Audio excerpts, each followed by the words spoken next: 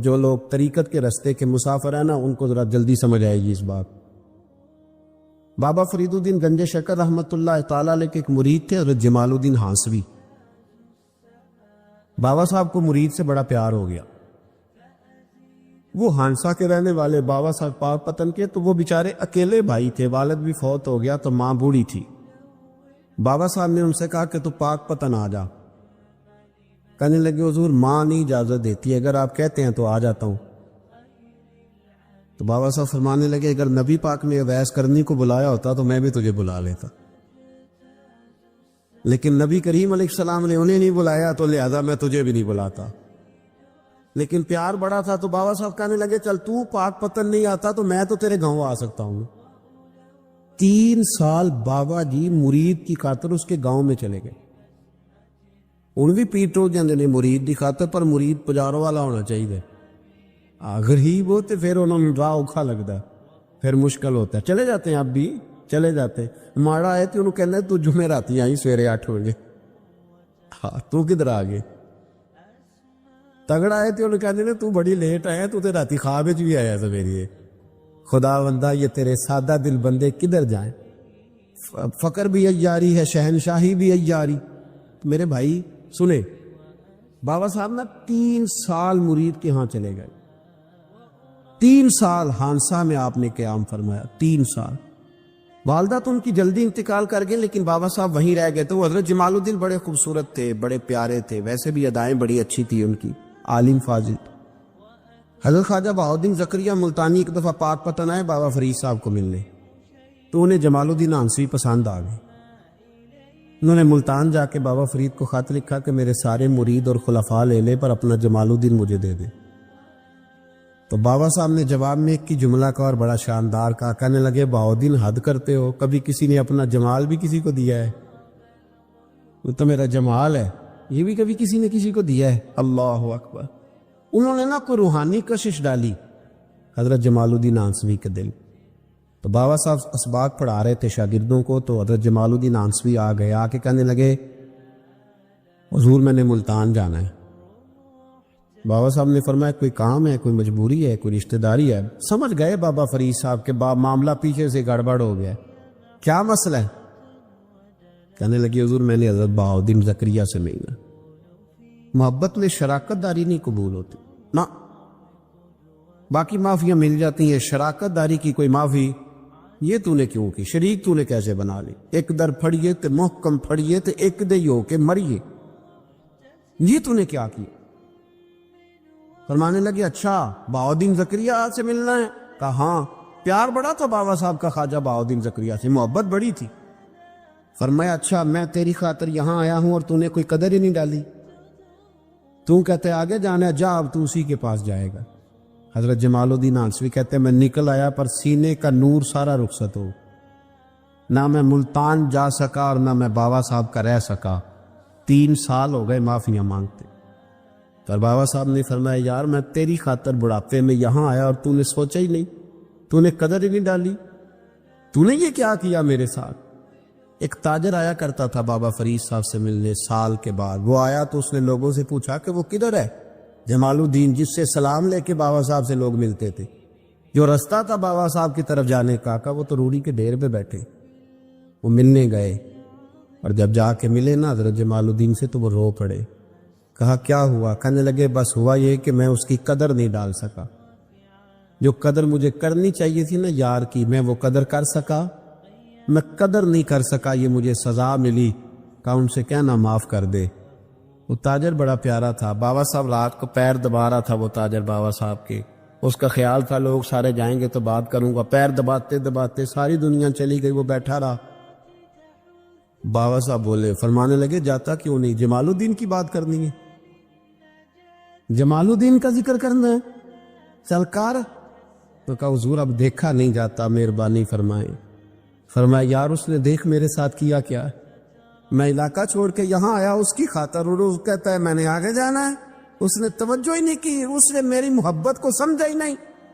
فرمایا اسے کہنا میں اسے بھولا نہیں، میں روز اس کے لیے دعا کرتا ہوں، جا تو کہتا ہے تو اسے لے آ۔ حضرت جمال الدین ہانسوی جب آئے نا اللہ والے پھر بھی سامنے والے پہ الزام نہیں ڈالتے. جب آئے نا تو کمزور ہو گئے تھے، وجود کمزور ہو گیا، آنکھیں باہر نکل آئیں. تو حضرت بابا صاحب انہیں دیکھ کے نا انہیں پھر بھی کچھ نہیں کہا. کہنے لگے فرید الدین، اپنے آپ کو ہی مخاطب، فرید الدین یہ تو نے کیا کیا؟ کوئی اپنے جمال کا اس طرح کا حال بھی کرتا ہے. ان کو جب معافی ملی تو وہ رو پڑے، کہنے لگے حضور میرے لیے دعا کریں، اب میں رضا میں ہی پردہ کر دوں. ان کا انتقال ہوا اور بابا صاحب نے خود جنازہ پڑھایا. سنو بخاری شریف، سنو بخاری، صحیح بخاری. حضرت عمر فاروق رضی اللہ تعالیٰ عنہ فرماتے میں تورات پڑھ رہا تھا. نبی پاک علیہ السلام مسجد نبوی میں آئے تو میں تورات پڑھ رہا تھا، تورات. حضور نے آتے پوچھا عمر کیا کر رہے ہو؟ یا رسول اللہ صلی اللہ علیہ وسلم تورات پڑھ رہا ہوں جو حضرت موسیٰ علیہ السلام پہ نازل ہوئی اللہ کی کتاب. نبی کریم علیہ السلام حضرت عمر کہتے ہیں کبھی مجھ سے ناراض نہیں ہوئے، پر آج حضور ناراض ہو گئے. چہرے پہ جلال آیا اور محبوب کریم نے فرمایا عمر مجھے اللہ کی عزت کی قسم، اگر آج حضرت موسیٰ حیات ظاہری میں ہوتے تو میرا کلمہ پڑھ کے میری فرما برداری کر، اور تو ان کی کتاب پڑھ رہا ہے، ان کی کتاب. مسلمان کو کسی اور طرف نکلنے کی اجازت، یہاں تو گھر میں بھوک ہو نا تو بندہ پڑوسی کے گھر سالن لینے جائے، اور اگر ہر چیز تجھے اپنے گھر ملے، ہر خیر تجھے ملے، پھر تو دائیں بائیں کیوں جائے؟ کس لیے جائے؟ تھوڑا سا اپنے اندر استقامت پیدا کریں، دین کی تہذیب کو بچائیں. رحمت اللہ علیہ درویش تھے دلی کے، بہت سارے لوگ مرید تھے. ایک بڑا خدمت گزار مرید تھا، مزدوری کرتا تھا، غریب تھا، تو 6 بیٹیاں تھیں اس کی. حضرت صاحب کے پاس روز آ کے کہتا حضور بچیوں کے لیے دعا کرے اللہ کوئی اسباب پیدا کر دے. ایک بچی کی شادی کا خرچہ 1000 دینار ہے اور میں غریب ہوں. حضرت صاحب دعا کر دیتے. خانقاہ شریف کے تھوڑے ہی فاصلے پر حضرت جہاں بیٹھ کے مریدوں کی تربیت کرتے تھے، اس سے تھوڑا ہی فاصلے پر نا ایک عیسائی رہتا تھا، بڑا مالدار تھا، بڑی سارے اونٹ، گائیں، بھیڑ، بکریاں رکھی ہوئی تھی، اور حضرت شریف الدین رحمت اللہ علیہ کی بڑی مخالفت کرتا تھا. اور یہ جو آپ کا غریب مرید تھا یہ اس کا پڑوسی تھا. ایک دن بلا کے نا ان کو کہنے لگا کہ تو کدھر جا کے جو ہے وہ ٹکرے مار رہا ہے، وہاں بھی کچھ نہیں ملنے والا. وہ تجھے کیا دیں گے جن کی خانقاہ خود چندے پہ چلتی ہے، مدرسہ چندے پہ چلتا ہے، مسجد چندے پہ چلتی ہے، تیری بیٹی کا معاملہ کہاں حل ہوگا؟ اس درویش نے کہا کہ تو میرے پیر کو نہیں جانتا، تو اجے میرا محبوب نہیں ڈٹھا، تو پتہ نہیں نا، تو اس رستے کا مسافر نہیں، تو نہیں جانتا. ان کا بس چلے نا تو وہ ہر قیمت میں میری بیٹیوں کی شادی کرا دے. اب وہ عیسائی تھا، کہنے لگا اچھا چلو ٹھیک ہے، اگر اتنی بات ہے نا تو جاؤ ان سے جا کے کہہ دو کہ 6 سال کے لیے میرے ساتھ معاہدہ کر لیں، وہ میرے جانوروں کو چارہ ڈال دیا کرے، 6 سال ڈیوٹی کرے، میں 6000 دینار دے دیتا. وہ میرے ساتھ 6 سال میرے جانوروں کو چارہ ڈالے رکھتے ہیں نا، ہم چارہ ڈالنے کے لیے ایڈوانس پیسے دے کے. اب تو لوگ انہیں بھی غلام ہی بنا لیتے ہیں، بڑی تھوڑی تنخواہ دیتے ہیں، ظلم کرتے ہیں، پورا معاوضہ نہیں دیتے. حضرت شیخ شرف الدین کے بارے میں وہ کہنے لگا جب اپنے پیر سے جا کے کہہ کہ میرے جانوروں کو 6 سال چارہ ڈالے، میں 6000 دے دیتا ہوں، تو جو کہتا ہے ہر قیمت پہ جانے کو تیار. اس نے جب یہ بات کی تو مرید نے ناراض ہو گیا، وہ لڑائی ہو گئی، گربان پکڑ لیا، جھگڑا ہوا، بات بڑی دور گئی. اس طرح کی بات کرتا میرے حضرت کے بارے میں، تیرے جیسے کہیں میں وہاں کام پہ رکھا دوں. جب وہ بڑی بحث ہوئی، بات محلے میں، علاقے میں پھیل گئی، دنیا نے سن لی، تو شیخ شرف الدین تک بھی پہنچ گئی. اس طرح جھگڑا ہوا ہے. لوگ سو گئے عشاء کی نماز کے بعد. حضرت صاحب نے نا سر پہ کپڑا لیا، اس عیسائی کے دروازے پہ دستک دی. وہ باہر آیا، فرمانے لگے لوگ تو سوچ سمجھ کے ملازم رکھتے ہیں، تو نے بھی تو سوچ ہی لیا ہوگا، تبھی تو مجھے آفر کی ہے. تو اپنی آفر پہ قائم ہے؟ واقعی مجھے رکھ لے گا اور 6000 دینار دے دے گا؟ کہنے لگا جا بابا کام کر اپنا. فرمایا نہیں، تو نے اتنے لوگوں میں بات کی، اتنی بحث ہوئی، تو قائم ہے؟ کہنے لگا میں تو قائم ہوں، پر آپ نے نہیں قائم رہنا. فرمایا میں سوچ سمجھ کے آیا. اس نے کہا آپ ڈیوٹی کریں کہ بھینسوں کو چارہ ڈالیں گے؟ فرمایا ایک شرط، بس جب اذان ہو جائے نا تو مجھے رب کی نماز پڑھنے کی اجازت دے دے، باقی صبح و شام جو تو کہے گا. اگر اس غریب کی بیٹیاں بیائی جائیں تو مجھے اور کیا چاہیے؟ اس کی 6 بیٹیوں کا بوجھ ہے اس کے سر پہ، تو مجھے رکھ لے. اللہ اکبر. وہ کہنے لگا چلے پہ میرے ساتھ خط بندگی کر لے. آج کل ہم اس کام کرتے، اس زمانے میں خط بندگی ہوتا تھا، غلامی کا خط. قاضی شہر کے پاس، یعنی اس کا خیال تھا کہ چلو اس کام کی بات کروں گا تو بھاگ جائیں گے. فرمایا چل میں تیار ہوں. قاضی تک گئے، طے ہو گیا، 6,000 دینار دے دیے۔ حضرت نے مرید کو بلایا، فرمایا پتر یہ لے جا، جا میری بیٹیوں کو روانہ کر دے۔ کہنے لگا حضور یہ کیا کر رہے ہو آپ، کچھ سوچے؟ فرمایا یار جب تجھے بیٹا بنا لیا تو پھر میری پوتیاں تو لگتی ہیں نا، میرا حق تو بنتا ہے نا، جا کے ڈیوٹی کر، ان کو بیاہ دے۔ بات پھیل گئی، بادشاہ بھی عقیدت مند تھا، وہ 12,000 دینار لے کے پہنچا۔ کیا بتاؤ ان رب کے بندوں کا دل کیسا ہوتا ہے، کیا درد ہوتا ہے، کیا رنگ۔ 12,000 دینار لے کے بادشاہ آیا اور آ کے حضرت کو پیش کیے کہ حضور آپ دیں اس عیسائی کو ڈبل دیں اور جائے کام کریں۔ آپ فرمانے لگے تو پیسے دے، شرطیں نہ لگا، میرا جہاں دل کرے گا میں خرچ کروں گا، مجھے تو مزہ ہی اب آنے لگا ہے، ابھی تو لطف آ رہا ہے، ابھی تو ذائقہ آیا ہے کچھ کرنے کو، پیسے دینے ہیں تو دے، پابندی نہ لگا، جہاں میرا دل کرے گا میں۔ اس نے کہا حضور ٹھیک ہے رکھ لے۔ حضرت نے فجر مسجد میں پڑھی، جیب میں 12,000 دینار تھے، اعلان فرمایا بھی کسی اور کی بیٹی بھی بیٹھی ہے تو پیسے میرے پاس ہے۔ وہ 12,000 دینار بھی بانٹ دیا، اور 12,000 دینار بانٹ کے نا تو پھر چلے گئے کھیت میں چارہ کاٹنے۔ اس عیسائی کو کسی نے بتلایا کہ ان کے پاس تو 12,000 آیا ہے پر تجھ سے جان نہیں چھڑائی انہوں نے، وعدہ یہ ہوا تھا کہ 6 دیں گے تو جائیں گے، جب تک دیں گے نہیں تیرے گھر میں کام کریں گے۔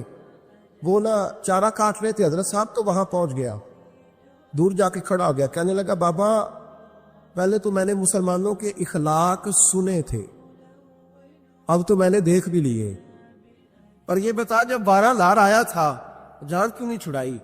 تو حضرت چارہ کاٹتے کاٹتے رو پڑے، فرمانے لگے تو نہیں نہ جانتا یہ بیٹیاں سانجھی ہوتی ہیں، پتہ نہیں نا، میرے رسول پاک نے تو حاتم تائی کی بیٹی کے سر پہ کپڑا رکھ کے کہا تھا بیٹیاں برابر ہوتی ہیں، تو یہ نہیں پتا جب اس کی 6 بیٹیوں کی شادی ہوئی ہے میرے اندر روحانیت کتنی بڑی ہے۔ فرمایا پھر 12,000 آیا ہے تو 2-4 بچیاں پھر گئی ہیں، یہ نہیں پتا میں اندر سے راضی کتنا ہوں، میں تیری نوکری کرتا رہوں گا، پتہ نہیں اللہ کتنی بیٹیوں کو بیاہ دے گا۔ اتنا رویا وہ عیسائی کے پیروں میں بیٹھ گیا، کہنے لگا بابا میں نے تیری مخالفت کی ہے پر تیرے قریب آ کے پتہ چلا ہے تو بہت اونچے اخلاق کا مالک ہے، اور اگر تیرا یہ مقام ہے تو تجھے اخلاق سکھانے والے محمد عربی کی شان کتنی ہے گی۔ امام مالک کے پاس ایک بندہ آیا، اس نے کہا حضور میں درزی ہوں، ایک ظالم بادشاہ مجھ سے کپڑے سلواتا ہے، میں تو ظالموں کا مددگار نہیں نا، ایک ظالم بادشاہ مجھ سے، حضور میں تو مددگار نہیں نا ظالموں کا، جو فرمایا ظالموں کا مددگار بھی ظالم ہوتا ہے، تو کپڑے لے کے آتا ہے میں سی کے دے دیتا ہوں، ذمہ داری نہیں۔ یہ ایک آدمی دکاندار ہے، اس سے کوئی بندہ چیز خریدنے آئے گا تو تھوڑی کہے گا میں نے نہیں دے دی، تو دے گا۔ کوئی بندہ اگر کسی شخص سے کوئی کام کہتا ہے جو اس کی فیلڈ ہے، اس کا شعبہ ہے، اس کا معاش کا وہ سلسلہ ہے، کہتے یا رسول اللہ صلی اللہ علیہ وسلم ظالموں کا مددگار بھی ظالم، حضور نے فرما دیا۔ تو امام مالک سے بندے نے مسئلہ پوچھا، دل کی تختی پہ لکھنے والی باتیں ہیں، کہا حضور میں درزی ہوں، ظالم کپڑے سلواتے، میں تو مددگار نہیں نا۔ امام صاحب کہنے لگے نہیں، مددگار تو وہ ہوگا جو تجھے سوئی دھاگا فراہم کرے گا، تو پورے کپڑے سی کے دیتا ہے، تو خود بہت بڑا ظالم، تو پورے سوٹ سی کے دیتا ہے، تو بہت بڑا ظالم خود ہے۔ مددگار تو وہ ہوگا جو تجھے دھاگا دے گا، جو تجھے بٹن دے گا، جو تجھے نلکی دے گا، جو ظالم سے اتنی نفرت ظلم کر کے بنتا ہے۔ یہاں تو ہمارے زمانے میں ہیرو بن جاتے ہیں لوگ، ظالم ہیرو ہے، لوگ اس سے ڈرتے پھرتے گھومتے پھرتے، اور بہت سارے کم مزاج لوگ اس کے پیچھے ہاتھ باندھ کے پھرتے ہیں۔ ظالموں کی مدد کرنا، ظالموں کے ساتھ رہنا، یہ ظلم ہے، ظلم، یہ زیادتی ہے۔ میرے نبی پاک صلی اللہ تعالی علیہ وآلہ وسلم نے ارشاد فرمایا، یاد رکھو رب فرماتا ہے میں مظلوم کی مدد ضرور کروں گا، چاہے جلدی کروں چاہے دیر سے کروں، میں مظلوم کی مدد۔ اور حضور صلی اللہ علیہ وسلم نے فرمایا ہے، حضرت معاذ بن جبل کہتے ہیں حضور نے مجھے یمن کا گورنر بنایا، جب میں جانے لگا نا تو حضور نے بڑی نصیحتیں کی، بخاری میں موجود ہے، فرماتے جب میں پلٹنے لگا تو میرے رسول نے فرمایا معاذ ایک منٹ ٹھہر جا، ایک بات میری یاد رکھنا، اس کو نہ بھولنا۔ کہا حضور کیا؟ فرمایا دیکھنا کسی پہ ظلم نہ کر بیٹھ، کہیں تجھ سے زیادتی نہ ہو جائے۔ محبوبہ پھر حضور نے فرمایا سن میرے معاذ، میں تجھے گورنر بنا رہا ہوں، زیادتی نہ کر بیٹھنا۔ یا رسول اللہ صلی اللہ علیہ وسلم کیا ہوتا ہے؟ تو میرے کریم نے فرمایا جب مظلوم دعا کے لیے ہاتھ اٹھاتا ہے تو عرش کا مالک کہتا ہے فرشتوں پیچھے ہٹ جاؤ. عرش کا مالک کہتا ہے فرشتوں پیچھے ہٹ جاؤ، دروازے کھول دو. فرمایا مظلوم اور رب کے درمیان شے حائل کوئی نہیں.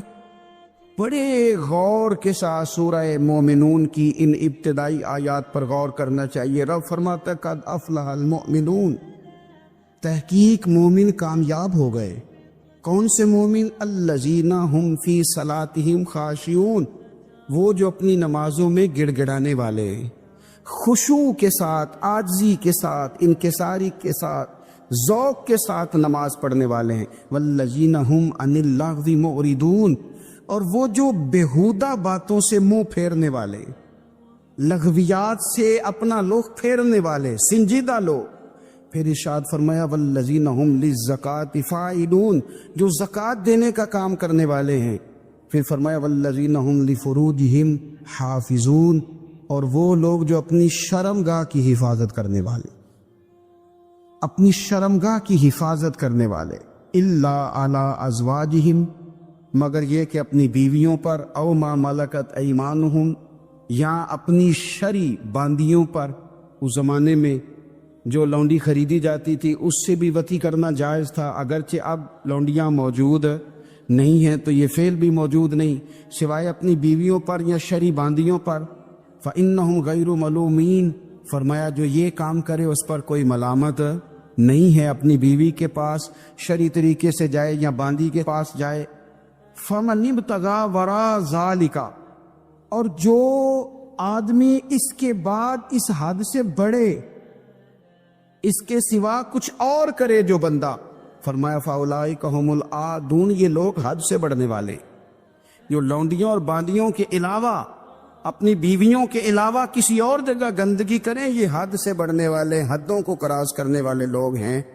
پھر ارشاد فرمایا والذین هم لاماناتہم وعہدہم راعون، اور وہ جو اپنی امانتوں اور اپنے وعدوں کی رعایت کرتے ہیں، امانتیں ادا کرتے ہیں، وعدے پورے کرتے ہیں. اور وہ لوگ جو اپنی نمازوں کی حفاظت کرنے والے ہیں، جن میں یہ خوبیاں آ گئیں. میرا رب فرماتا ہے نماز میں خشوع وضو حاصل ہو گیا، فضولیات سے بچ گئے، زکوٰۃ ادا کرنے والے بن گئے، شرمگاہ کی حفاظت کرنے والے بن گئے، امانتیں عہد پورے کرنے والے بن گئے، اپنی نمازوں کے محافظ ہو گئے. اللہ اکبر، قربان جائیں.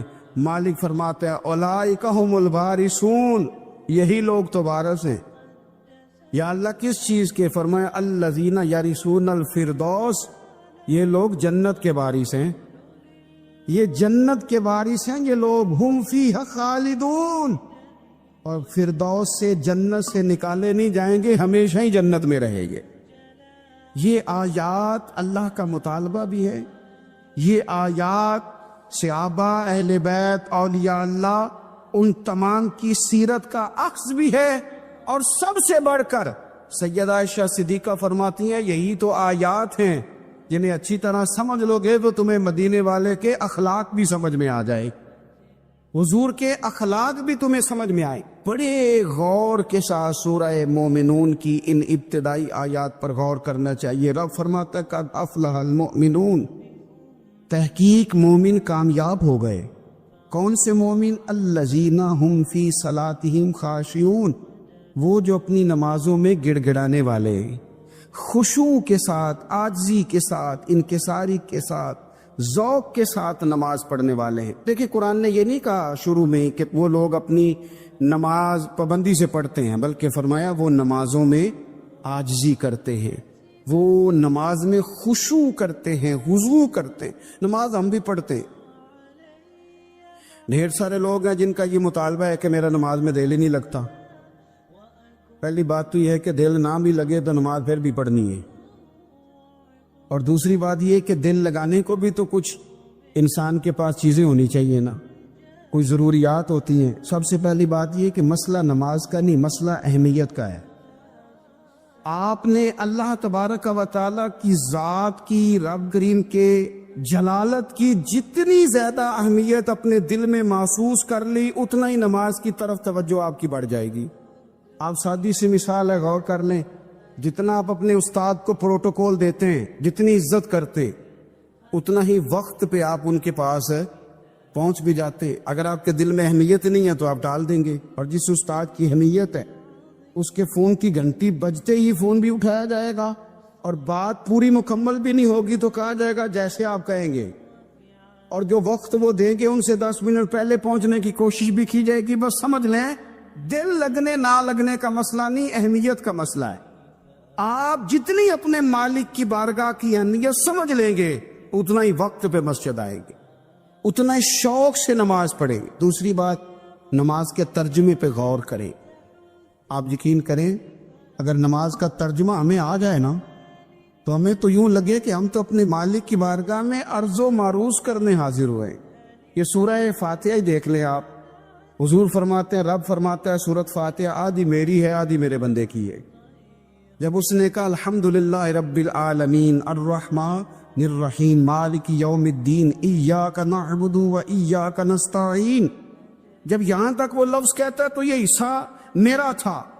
اس نے اپنے رب کی تعریف کی، اور جب کہا نا اس نے اہدنا الصراط المستقیم، اب بندے نے التجائیں شروع کر دی۔ اس نے کہا کہ مالک بھی تو ہے، رحمان بھی تو ہے، رحیم بھی تو ہے، عبادت بھی تیری کرتے ہیں تو مدد بھی تو تجھی سے مانگنی ہے نا۔ اب مہربانی فرمانا اہدنا الصراط المستقیم، ہمیں سیدھا راستہ دکھا دے، صراط الذین انعمت علیہم، ان لوگوں کا راستہ دکھانا جن پر تو نے انعام کیا ہے، غیر المغضوب علیہم ولا الضالین، ان کے راستے پہ نہ چلانا ان پر تیرا غضب ہوا، جو گمراہ ہو گئے ان کے راستے۔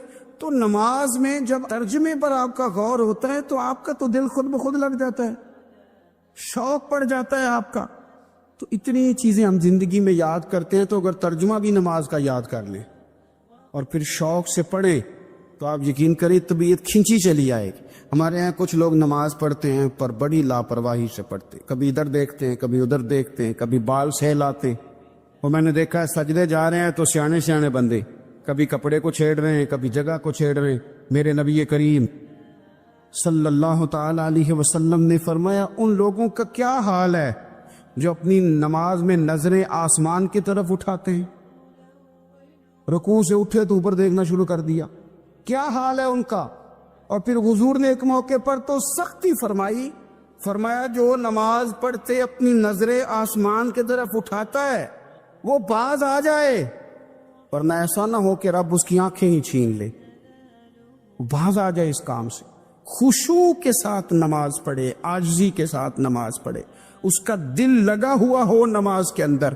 میرے نبی پاک صلی اللہ تعالی علیہ وآلہ وسلم کے غلام حضرت انس بن مالک رضی اللہ تعالی عنہ فرماتے کہ رسول پاک صلی اللہ علیہ وسلم نے مجھ سے فرمایا تھا کہ بیٹے نماز میں ادھر ادھر دیکھنے سے بچو، کیونکہ فرمایا نماز میں ادھر ادھر توجہ کرنا یہ بندے کو ہلاک کر دیتا ہے، ہلاکت ہے اس میں۔ اگر تم نے ادھر ادھر توجہ کی، نماز تم مالک کی بارگاہ میں کھڑے ہو اور تم دیکھ ادھر ادھر رہے ہو، تو ایک تو نماز عاجزی کے ساتھ، پھر فرمایا والذین ہم عن اللغو معرضون، وہ لوگ جو فضول باتوں سے لغویات سے اپنا منہ پھیر لیتے ہیں، فضولیات سے۔ ہمارے ہاں نا بہت سارے لوگ ایسے ہیں کہ بلا وجہ ان چیزوں میں دلچسپی لیتے ہیں جو ان کے مطلب کی نہیں ہے، ان کے مطلب کی مطلب آپ کسی سے ملنے کہتے کیا حال ہے، ٹھیک ہے جی، بچوں کا کیا حال ہے، ٹھیک ہے، بچے کتنے ہیں؟ تو بھئی آپ کو جب پتہ ہی نہیں تھا کتنے ہیں تو حال کیوں پوچھا آپ نے؟ آپ کرتے کیا ہیں؟ آپ کا بڑا بھائی کیا کرتا ہے، چھوٹا بھائی کیا کرتا ہے، ابا جی کیا کرتے؟ بھئی آپ کے مطلب کی بات نہیں، آپ مطلب کی مقصد کی بات کریں، بے مقصد باتوں میں الجھنے کی ضرورت نہیں ہے۔ دیکھیں اپنا ادارہ میں چلاتا ہوں، اپنا گھر آپ چلاتے، اپنی ڈیوٹی آپ کرتے، آپ کو زیادہ بہتر پتہ ہے کہ آپ اپنا گھر کیسے چلا رہے ہیں، مجھے زیادہ بہتر پتہ ہے کہ میں مدرسہ مسجد، مجھے زیادہ بہتر پتہ ہے اس کے اندر کون سی اصطلاح کس طرح کرنی ہے، یہ مجھ سے زیادہ بہتر کوئی بندہ جانتا نہیں۔ اب ہم کیا کرتے ہیں، جب ہم دوسرے کے کام میں مداخلت کرتے ہیں تو دو نقصان ہوتے ہیں، ایک تو اس کے ساتھ ہمارا رائے کا اختلاف ہو جاتا ہے، اور دوسرا ہمارے اپنے بہت سارے کام رہ جاتے ہیں، کیونکہ ہماری توجہ دوسرے کی جانب تھی، اپنے بڑے سارے کام رہ جاتے۔ اس لیے بہت ساری ایسی چیزیں ہیں جن میں بلا وجہ کوئی مقصد نہیں. ہم پرانے لوگوں سے باتیں سنا کرتے تھے, ہمارے بزرگ کہا کرتے تھے جڑے پنڈ جانا نہیں, جڑے پنڈ جانا نہیں وہ راہ پوچھنے دی کی لغویات میں نہ الجھے, فضولیات میں نہ الجھے, یعنی ٹو میں رہنا, ٹو میں. آپ یقین کریں میں نے پرسنلی طور پہ اس چیز کو محسوس کیا ہے کہ ہمارے بہت سارے اہم حقوق صرف اس لیے مس ہوتے کہ ہماری اپنے سے زیادہ توجہ سامنے والے پہ ہوتے. سامنے والے میں نے دیکھا بڑے بڑے عجیب سوال اور بڑے بڑے انوکھے سوال, مطلب یہ کہ اتنی لمبی چوڑی, اور لوگوں کو بڑا پتہ ہوتا ہے یہ فلاں آدمی جو ہے اس کے بچے کتنے ہیں, وہ بیاہ کہاں پہ, کس کس علاقے میں ان کی شادیاں ہوئی. اتنی تفصیلات کی ہمیں ضرورت نہیں ہے. ہم سے تو ہمارے بارے میں پوچھا جائے تو ہمیں اپنا معاملہ بڑا صاف ستھرا. دیکھیں کیا سونی بات کی مدینے والے رسول, قربان جائیں حضور کے جملوں پر.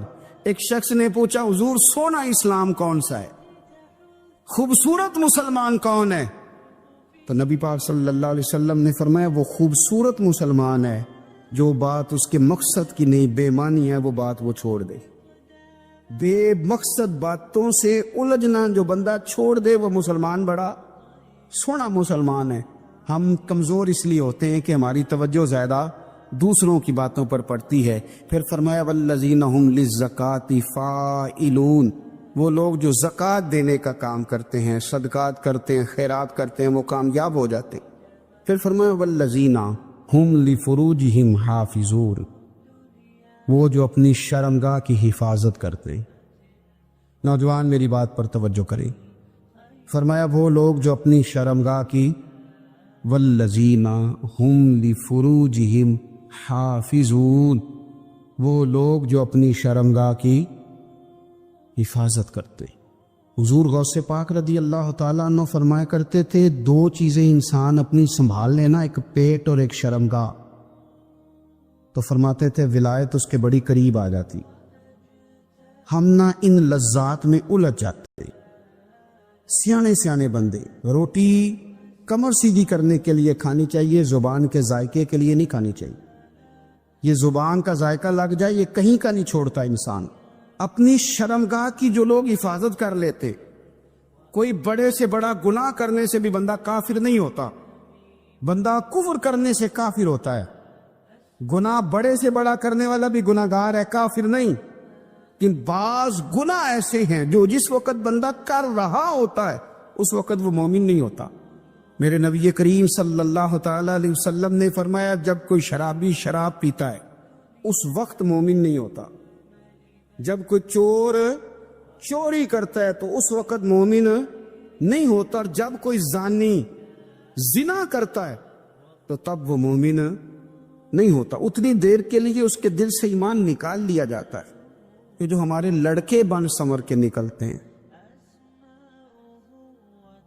یہ جو میک اپ کا خرچہ لڑکیوں کے برابر لڑکوں کا ہوتا جا رہا ہے, یہ جو لڑکے بھی رات کو چہرے پر کریم لگا کر کے سوتے, یہ بتا سکتے ہیں کہ مقاصد کیا ہے؟